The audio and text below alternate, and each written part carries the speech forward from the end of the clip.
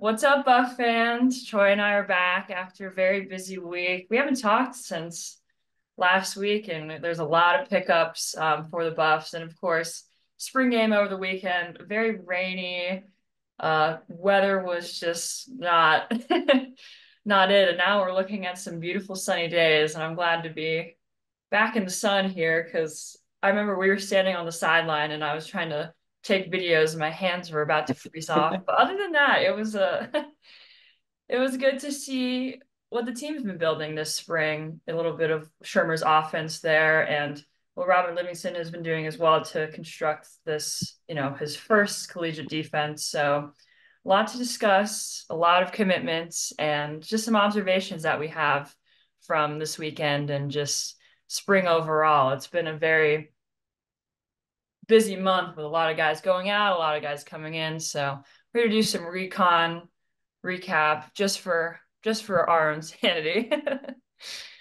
Um, yeah, I just maybe want to start with all the new pieces that Colorado brought in just this past weekend. There's one, two, three, four, five, six, seven, eight, nine guys this weekend and a few guys last weekend to really build out the depth that Coach Prime discussed after a lot of guys left. Running back room was a big priority here, and they picked up Rashad Amos from Miami, Ohio. He was formerly committed to Mississippi State, but Colorado was able to flip him, and that was definitely, I think, the headline commitment for the weekend. He has 1,075 yards, 13 touchdowns, and him and Dallin Hayden are going to be maybe that 1-2 punch that Colorado's looking for in the running back room. Just guys that can actually get the run game going, but something that we saw over, at least for the spring game, just the personnel that Pat Shurmur is using. It's very wide receiver heavy. Of course, there wasn't many running backs to use during the spring game with cornerback Isaiah Hard stepping in there. But what are you seeing out of Amos and maybe some guys that you saw over the weekend that Colorado really needed to get? Yeah, Rashad Amos and Dallin Hayden both, I think, were two of the top pickups. It was funny. The running back room, the picture was so murky a couple of days ago after Savion Wilkerson left, Dylan Edwards left. Everyone was like, "Oh my gosh, CU's out of running backs." But the picture has kind of cleared up here in the last couple of days. As you mentioned, Amos, 1,000-yard rusher at Miami, Ohio, was committed to Mississippi State to go play in the SEC. So clearly has the credentials to be bumping up a level, playing at the Power Five level. And then Dallin Hayden can kind of do it all. He can run, he can catch, he can block, everything you want at the running back position.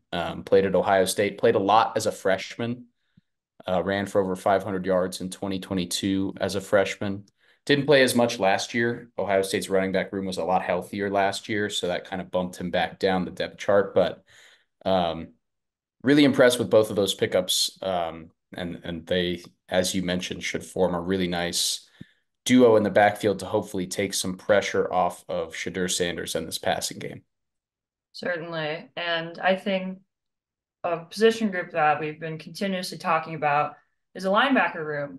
And they picked up Nikai Hill-Green, a target that Colorado had. And for the last few weeks, eyes on him. He visited last weekend and his commitment came over the weekend. And he led Charlotte second in tackles with 73, 9 tackles for loss and 2 sacks and some other things as well. But ultimately, he brings ample experience and he is that depth piece as of now, but he does have the potential to work in some different schemes there. We talked to Hart, and he's looking for a guy that can work both in the run game and the pass game, and they don't quite have that yet. So maybe he can potentially be that guy to do both and work alongside Trevor Woods and Levante Bentley to really build just this three-weapon threat, midfield there. So he looks to be a really interesting piece coming into fall, something that we kind of keep an eye on as summer goes on and just his development and what he can really contribute within that room because he just has a lot of experience and ultimately that's what the Buffs needed is a guy that can really maybe plug and play right away and also the depth piece as well. So I liked him over the weekend. There was a couple offensive linemen last weekend. We got Texas offensive tackle Peyton Kirkland and Wyatt Hummel from Villanova, 6'6", 350 pounds, and he has over 1,000 snaps in his career. I think, another depth piece there as we saw the offensive line, well, Colorado's current starting offensive line come together over the weekend, but it's continually building depth. Oh, I almost forgot about Clemson.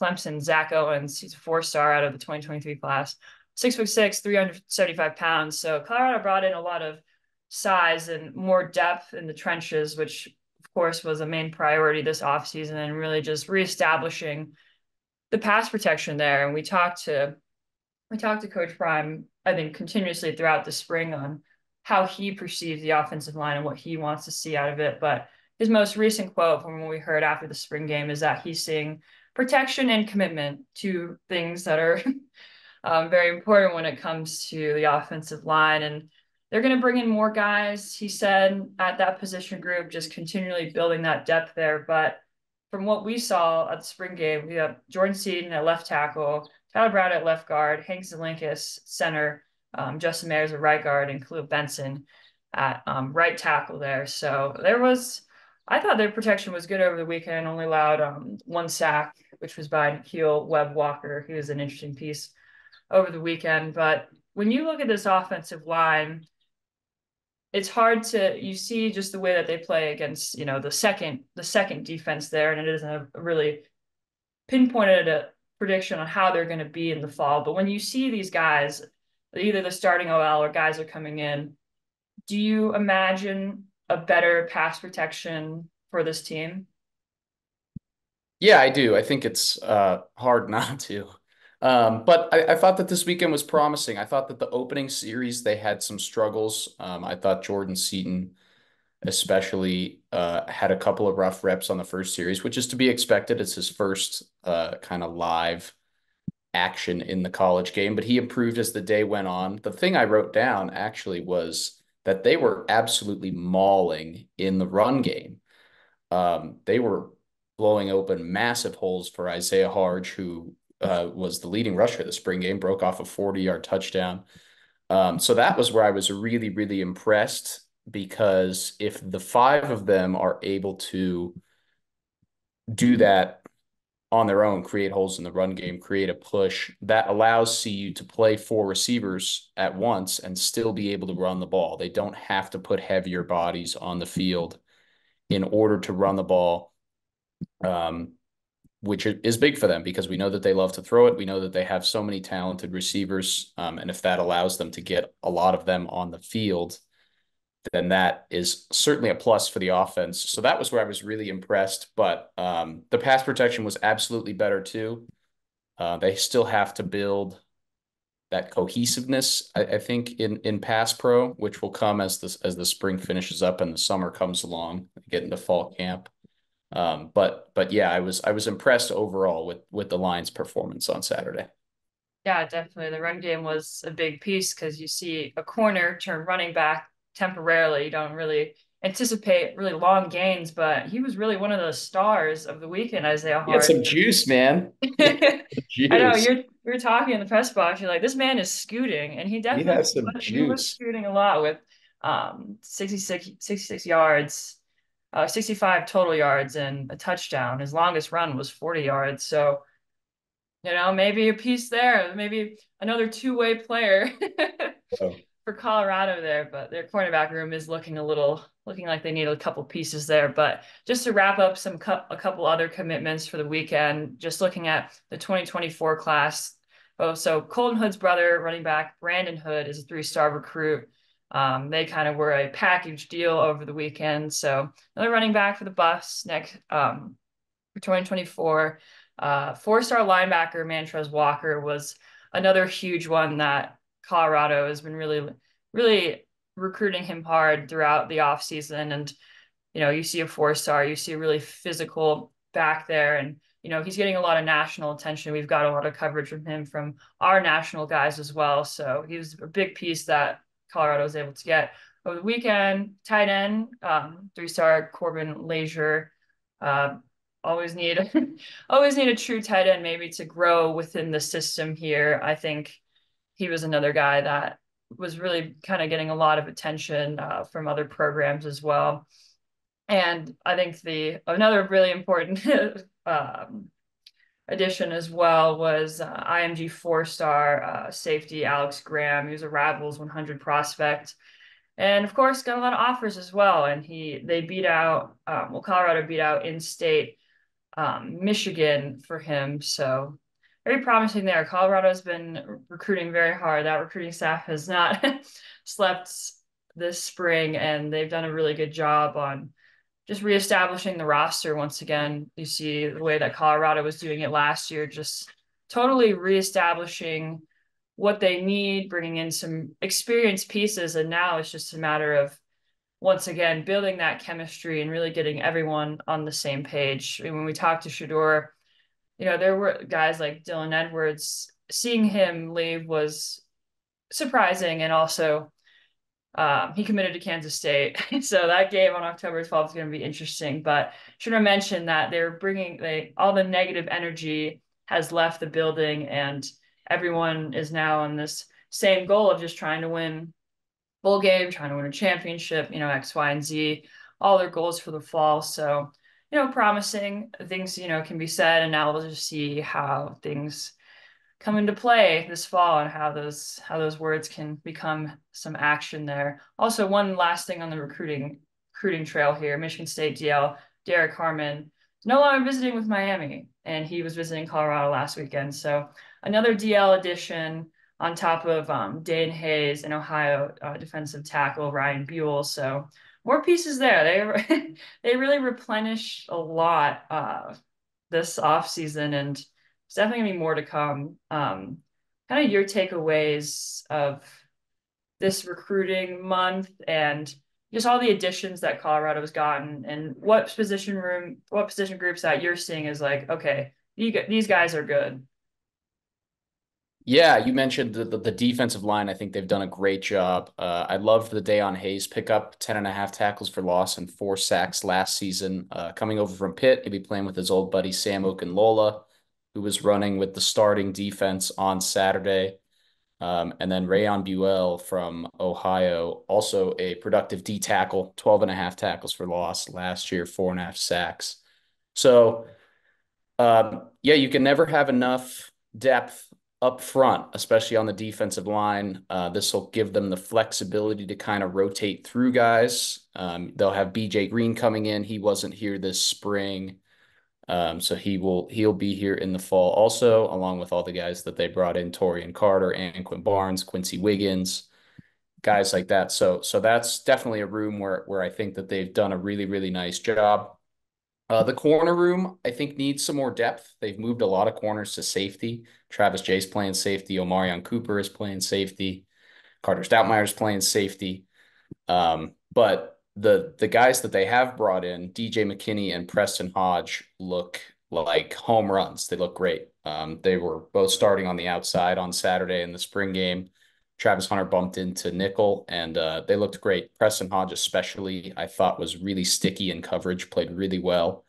Um, and Deion Sanders said that they had 4 more corners coming. Colton Hood was the first, but we'll see what other depth that they're adding there. But I think that the guys they brought in the corner room look great. And then you have to give credit to the offensive line. I mean, the starters, obviously, I just talked about how they looked, but you mentioned Zach Owens, Peyton Kirkland. They've still got Tyler Johnson, who transferred in running with the twos. They've got Yakiri Walker, who transferred in running with the twos. So building that reliable depth on the offensive line, I think, is big for them because you're going to get injuries. You're going to get injuries throughout the season, especially up front. Every team goes through it. You need guys that are ready to step up, guys that are ready to fill in. And I think that they've put themselves in a much better spot on both lines than they did last season. So I've been really impressed with their recruiting in the trenches. Yeah, of course, a main objective this offseason, and they certainly did a solid job in really rebuilding both sides of the ball there. Also, Preston Hodge, just Deion Sanders mentioned after the spring game that he's been doing a wonderful job this spring, and we were able to talk with him, and he is going to be that, that starting corner there when Travis isn't there. And there's just, I think, a lot of versatility and excitement with him just being able to really step into the defense and do his job well there. So, two reliable guys on the outside, and Travis is going to be Travis as well. It's going to be another fun secondary there. There's so many safeties now, so many guys that have moved to safety, Carter Stoutmeyer and Marion Cooper as well. So, there's gonna be a lot of guys downfield to work with there, and I agree, maybe some more guys on corner. But we look at the spring game, kind of pivoting there, 28,424 at attendees at spring game. Second largest spring game, of course. Last year was the largest one, being a sellout, but I was very surprised just with the turnout there. The Buff fans really showed up in just really inclement conditions. Like it was cold in the rain. When we were standing outside, I'm like, I couldn't do that for, more than 30 minutes. So shout out to the Buff fans for kind of going out and standing in the rain for, that amount of time and really staying until the end and cheering on the team. It shows the dedication and of course the change that Coach Prime has created across campus. Everyone's very excited about this team, of course, and Shador over during the spring game, uh, 14 completion and attempts, 116 yards and one touchdown. And one sack came from Nikhil Webb-Walker, who, as you mentioned, was running with second team defense. He had two tackles for loss and one sack. Of course, they were facing the second offense, but another piece there, outside linebacker where a guy can really, even if he is working for the twos, he still can produce and play a significant role there. LeJohntay Wester, that was a guy that Shador was really trying to get to Colorado, connecting with him, Yes.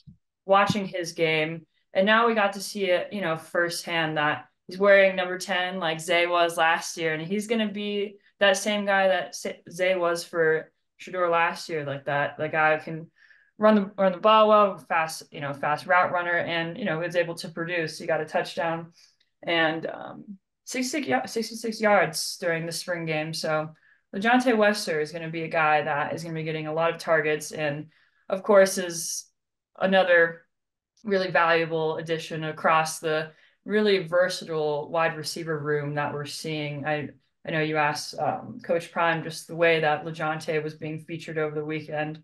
When you see a guy like him, do you imagine him just being? Of course, he's running with the ones. He's going to be a impactful piece come fall. Yeah, the first thing at the very top of my notes is LeJohntay Wester is going to catch a lot of passes. They catch a lot of balls. Yeah. Shadur kept looking for him. He's a great route runner out of the slot. And Shadur kept finding him. There was one play where Shadur rolled out to his left and found him off schedule. Wester found a nice opening in the zone and kind of sat down. So they already have that kind of off script chemistry developing. The touchdown that he caught, the first touchdown of the day, they ran him out of the slot on a little deep over, a post deep over in the back of the end zone for a touchdown. There was even a ball he dropped. I love the design. Pat Shermer just trying to get him out against man coverage on a little slot fade. Shadur put it right on him. Wester couldn't come down with it. Nice breakup by Herman Smith on that play. So Wester easily could have had over 100 yards on Saturday. And to see just the chemistry between he and Shadur that they already have after such a short time working together was really encouraging.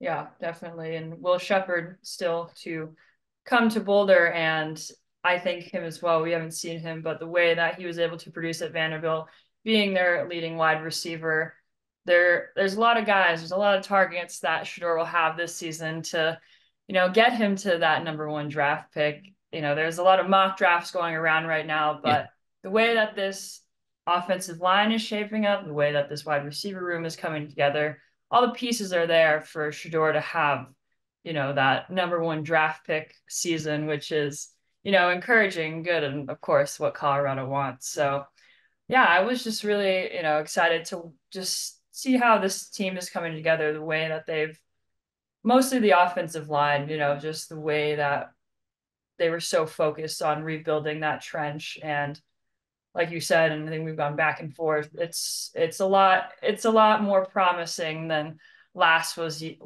year's was, just with Power Five guys like Jordan Seaton. There's just much more experience and as well as depth to carry Shador throughout the season and make him not the most sacked quarterback in FBS. So just a lot of exciting new pieces, and the puzzle is once again coming together. Last year was more laying the foundation, and now we get to go on to the Big 12 and go to Texas and go to all these new states that I've personally never been before. And, just the nuance and just the expansion of college football now.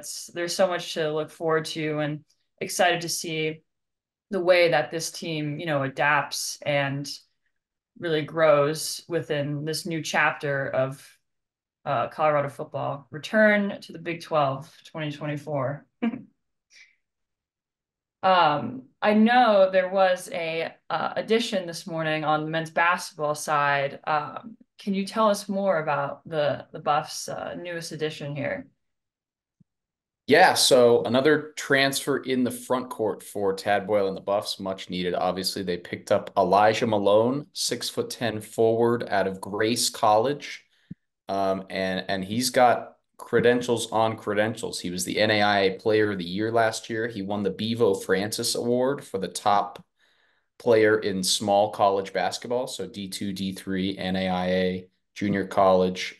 He was the player of the year among all of those divisions. Played for 4 years at Grace College with the Lancers. He scored almost 2,000 points. He had over 1,000 rebounds. Got better every year. Scoring average increased every year. Last year, averaged over 17 points and over 8 rebounds a game. Also blocked 2.5 shots a game. So plays both sides. He's got some versatility offensively. I was watching some of him this morning. He can play inside and out. Um, really developed his shot, especially last year. He bumped up his 3-point volume, took almost 3 a game, knocked him down at 37%. So pretty good clip. And he's a good free throw shooter. He shoots over 80% from the line. So that is encouraging that his 3-point volume can sustain as opposed to just being kind of a 1-year blip. The shooting touch is there. So another really good pickup for Tad Boyle in the front court. The Buffs have added a lot of size with uh, with Malone and with Trevor Baskin and Andre Jackmovsky from Washington State. 3 big wings forwards. So they've done a really nice job kind of replenishing the roster. Obviously, Malone will be in the front court with Bangot Dak, Asan Jope. So they're going to have good size again. They have 1 scholarship left currently that's open. I'm curious to see what Tad Boyle wants to kind of go after with that. They could use another shooter. They could use a pure point guard. I don't know what the level of faith is right now that Julian Hammond can be the full-time point guard. Personally, I would like to see them grab a point guard so that Julian can play off the ball. I think it weaponizes his shooting a little bit more. But yeah, big pickup this morning in Elijah Malone. And yeah, CU's doing for a team that doesn't traditionally like to dip into the transfer portal, they're doing a pretty good job. Yeah, it's maybe outside of Tad Boyle's comfort zone, but they didn't really have a choice, so They did not. had to adapt and pick up more wings there. A big man, Bang got Dak.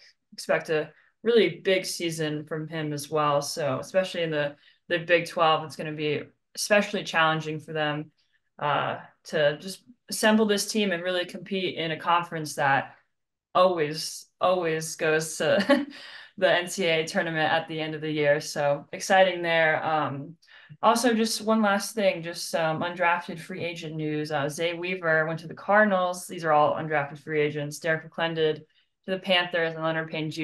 to the Dolphins. So always good to see the Buffs make it to the league, kind of test the waters there and see how it's going. Also, I sent you a video on Twitter of Jalen Sherrod giving Yeah. Ionescu the assist there, and it's so cool to see her working with such big names around Brianna Stewart as well up at the New York Liberty. So exciting. I'm excited. Well, I said excited so many times, but it's cool to see her amongst this crowd and working with, being in the big leagues and really showing that she can, she can play the game at that level. So Nikki's interesting very where excited. that, yeah, where that, Also, shout out to Quay Miller working with the Seattle Storm in camp right now. Maya Hollingshed with the Phoenix Mercury, hoping that the two of them, along with Jalen, can find their way onto a roster here for the summer. yeah, the WNBA is getting more exciting and developing. Caitlin Clark, of course, headlining all the excitement. And just I'm trying not to say excitement again, but women's basketball getting more and more interesting, just the way that the collegiate level is really highlighting all the talent throughout the season. So yeah, summertime. I'm gonna be just like my personal news. I'm taking a 3 month sabbatical, so I'll be able to work more closely with Troy and spend more time doing some more just reporting and just spending more time within this position here. And Troy's done such a great job. Like I can't thank you enough for how much you've contributed to CU Sports Report and your your insight and your knowledge. And yeah, you're just the best to work with. And you're so talented at what you do. And he's really, brought a new level of knowledge that I wasn't really fully able to provide working full time. So thank you, Troy, for all that you do. And there You're you too, go, you're Mike. too kind.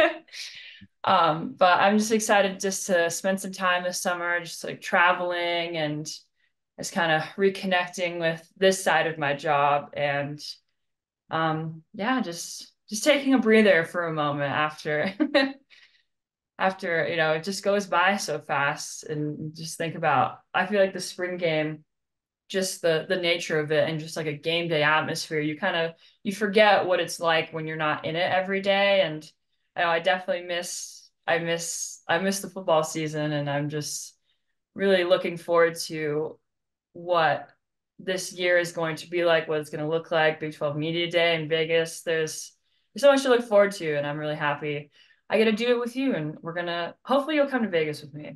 I'm gonna make that happen. So we'll both be in Vegas, everyone. Let's do it. Let's do it.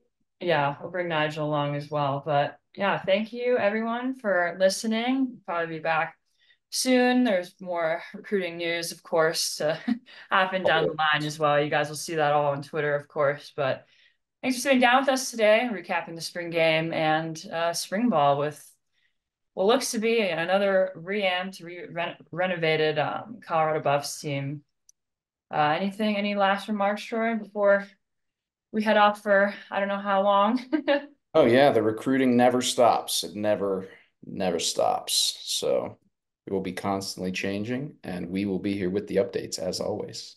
Yes. Thank you guys for taking a listen, and we'll see you guys next time.